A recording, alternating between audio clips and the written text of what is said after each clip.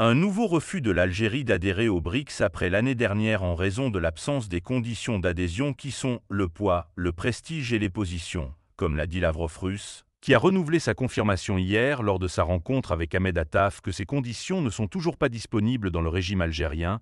ce qui l'a poussé à annoncer « tourner la page » de l'adhésion permanente aux BRICS dans un article du journal El Moudjahid, rapporté par l'agence de presse algérienne, et ce malgré le fait que le régime algérien ait fourni un dépôt de plus de 1,5 milliard de dollars pour adhérer aux BRICS.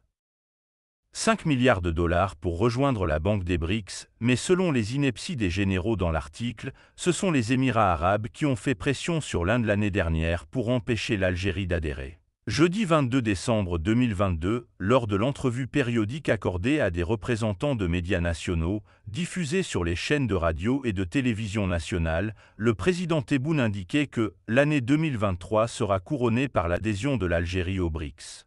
Une déclaration qui revenait tel un leitmotiv dans tous les médias algériens au point d'en faire une obsession pour le plus profane des Algériens en économie. Mardi 3 octobre 2023,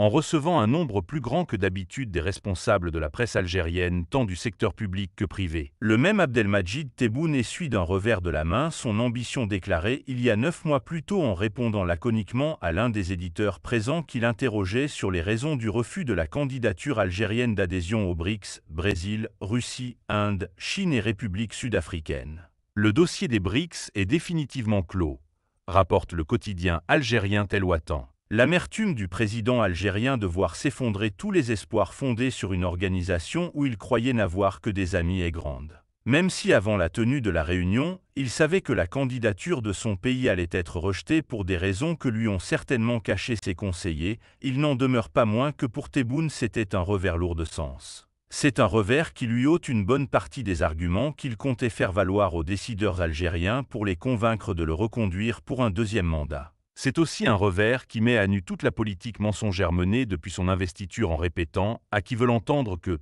tout allait bien dans le meilleur des mondes et que l'Algérie ne s'est jamais aussi bien portée comme ces dernières années. Pourtant, la réalité est tout autre. Une réalité marquée par les sempiternelles pénuries des produits de première nécessité et la paralysie de l'appareil économique, le chômage et la paupérisation des classes moyennes. Faisant de l'adhésion de l'Algérie aux BRICS son sujet favori à chacune de ses interventions, Tebboune a rendu populaire une organisation inconnue par la rue algérienne pour qu'au bout du compte il révèle l'ampleur du retard qu'accuse son pays en matière de développement économique. Les Algériens sont surpris d'apprendre que l'Éthiopie, qualifiée de pays pauvre, se fait accepter par les BRICS non pas leur pays.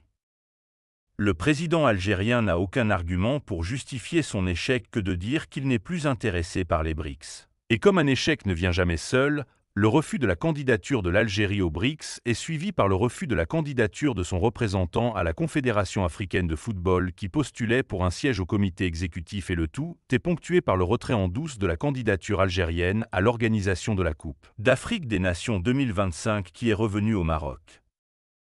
Ce Maroc qui a réussi à décrocher l'organisation de la Coupe du monde de football 2030 avec l'Espagne et le Portugal. Ce qui équivaut à un cinglant échec à son voisin algérien. C'en est trop pour Abdelmadjid Tebboune qui a tout intérêt à songer à se retirer de la scène à la fin de son actuel mandat en décembre 2024.